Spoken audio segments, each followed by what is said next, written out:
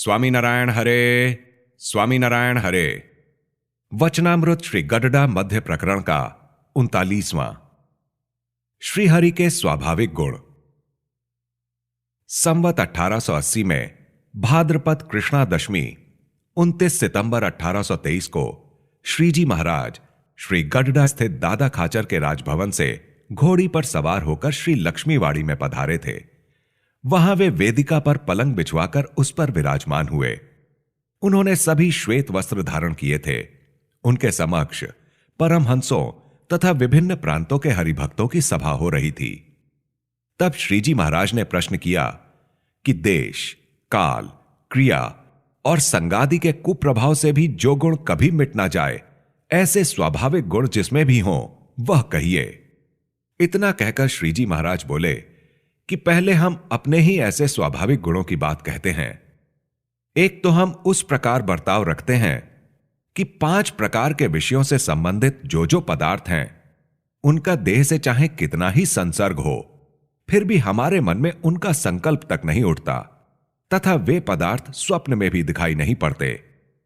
दूसरी बात यह है कि बाह्य रूप से हम चाहे कितनी ही प्रवृत्तियों में क्यों ना रहें, परंतु जब अंतर्दृष्टि द्वारा हम अपनी आत्मा की ओर देखते हैं, तब कछुए के अंगों की तरह समस्त वृत्तियां संकुचित होकर आत्मस्वरूप को प्राप्त कर लेती हैं, जिससे परम आनंद होता रहता है।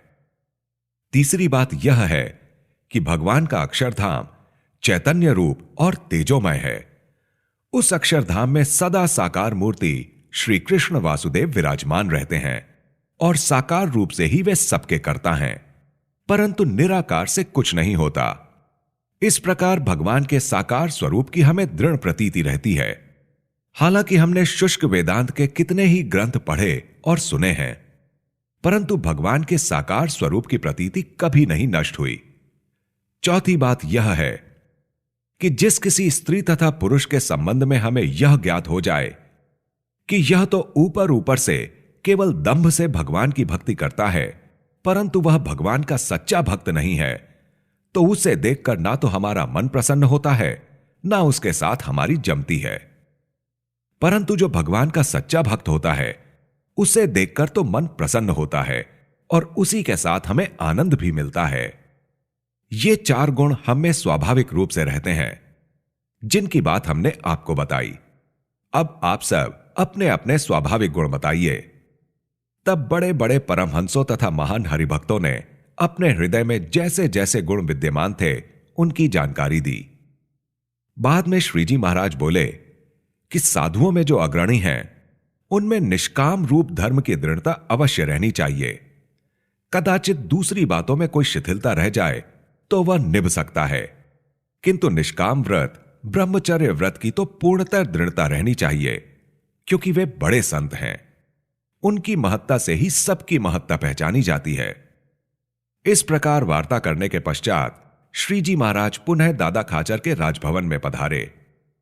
वहां संध्या आरती, नारायण धुन और स्तुति के बाद समस्त साधुओं तथा हरिभक्तों की सभा हुई। उस समय श्रीजी महाराज ने बड़े बड़े परमहंसों से पूछा कि हमने श्रीमद् भागवत के 5म स्कंद तथा 10म स्कंद का अतिशय प्रतिपादन किया है। आपको इन दोनों स्कंधों का रहस्य जिस प्रकार समझ में आया हो उसे बताइए। तब सभी बड़े परमहंसों ने अपनी अपनी समझ के अनुसार कह सुनाया। तत्पश्चात श्रीजी महाराज बोले कि अब मैं आपको वह बतलाता हूं जिसे सुनकर चाहे कैसा भी शास्त्री, पुराणी अथवा बुद्धिमान हो, निश्चित रूप से सत्य मानकर अपनी सहमति प्रकट करेगा तथा उसे किसी प्रकार का संशय नहीं रहेगा कि यह वार्ता ऐसी नहीं होगी। इस प्रकार बात को स्पष्ट बताना, उसी का नाम रहस्य कहलाता है। इन दोनों स्कंधों में 10म स्कंध का रहस्य यह है कि उपनिषद, वेदांत, श्रुतियों और स्मृतियों में जिनको ब्रह्म कहा है, ज्योति स्वरूप कहा है, ज्ञान रूप कहा है, तत्व कहा है, सूक्ष्म कहा है तथा निरंजन, क्षेत्रज्ञ, सर्व कारण, पर ब्रह्म, पुरुषोत्तम, वासुदेव, विष्णु, नारायण और निर्गुण इत्यादि नामों से जिन्हें परोक्ष भाव से बताया गया है, वे ही प्रत्यक्ष वसुदेव के पुत्र श्री कृष्ण वासुदेव हैं। इस प्रकार जहां जहां स्तुति भाग है, वहां वहां ऐसे ही स्तुति शब्दों को लेकर प्रत्यक्ष श्री कृष्ण भगवान का ही वर्णन किया गया है, परंतु श्री कृष्ण भगवान से अधिक और कुछ भी नहीं कहा गया। तथा समस्त जगत की उत्पत्ति, स्थिति और प्रलय के कर्ता भी श्री कृष्ण भगवान ही हैं, यह भी कहा गया है। और पंचम स्कंद में श्री कृष्ण भगवान का महात्म्य कहा गया है और बताया है कि श्री कृष्ण भगवान ही इस जगत की स्थिति के लिए तथा अपने भक्तजनों को आनंद देने के लिए अनेक प्रकार के रूपों को धारण करके खंड खंड में रहते हैं। जो भक्त भगवान श्री कृष्ण द्वारा प्रतिपादित मर्यादा का पालन करते हैं, वे अतिशय महत्ता को प्राप्त कर लेते हैं, किंतु जो मनुष्य उन मर्यादाओं का पालन नहीं करते, वे बड़े होने पर भी अपनी स्थिति से गिर जाते हैं। और जो साधारण जीव हो, वह यदि उस मर्यादा का लोप कर दे तो उसकी अधोगति होती है, ऐसा कहा गया है। वे ही श्री कृष्ण वासुदेव ने वसुदेव तथा देवकी को प्रत्यक्ष चतुर्भुज रूप में अद्भुत बालक बनकर दर्शन दिए थे।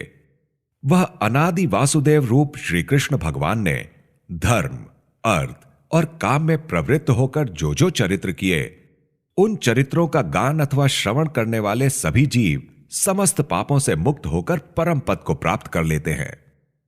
उन वासुदेव भगवान के जन्म, कर्म और मूर्ति सब कुछ दिव्य स्वरूप है, और वे वासुदेव श्री कृष्ण ही सर्वोपरि भगवान हैं। इस प्रकार इन दोनों स्कंधों का रहस्य बताया। जो शुक जी जैसी ब्रह्म स्थिति को प्राप्त हुए हों, उन्हें भी उन श्री कृष्ण परब्रह्म की उपासना तथा भक्ति करनी चाहिए। और दशम स्कंद में वर्णित श्री कृष्ण भगवान के चरित्रों का गान और श्रवण शुक जी जैसे महर्षि को भी करना चाहिए। शुक जी ने ही यह बात कही है, परिनिष्ठितोपि नैर्गुण्य उत्तम श्लोक लीलया गृहीत चेता राजर्षे आख्यानम यदधीतवान। ऐसे वासुदेव भगवान के आकार में दृढ़ विश्वास रखना चाहिए। यदि भगवान के साकार रूप में दृढ़ विश्वास होगा तो मनुष्य ने कदाचित कुछ पाप भी कर लिया हो, परंतु उसका उद्धार ही होगा, क्योंकि अन्य पापों का प्रायश्चित तो बताया गया है, किंतु भगवान को निराकार समझेगा तो वह पाप तो पंच महापापों की अपेक्षा भी बहुत बड़ा पाप है। इस पाप का तो कोई प्रायश्चित ही नहीं है। और यदि भगवान को साकार मानकर निष्ठा रखी हो तो कदाचित साधक से कुछ पाप हो भी गया तो उसमें डरने की क्या बात है। वह पाप भगवान के प्रताप से भस्मीभूत हो जाएगा और मुमुक्षु भगवान को प्राप्त करेगा। अतः हमारी आप सबको आज्ञा है कि भगवान सर्वदा साकार हैं, ऐसी दृढ़ प्रतीति रखकर दृढ़ता पूर्वक उनकी उपासना करें और इस वार्ता को सुदृढ़ बनाए रखें। इस प्रकार श्रीजी महाराज सबसे उपदेश वचन कहकर भोजन के लिए पधारे। इति वचनामृतम। इस प्रकार से श्री गडडा मध्य प्रकरण का 39वां वचनामृत पूर्ण हुआ।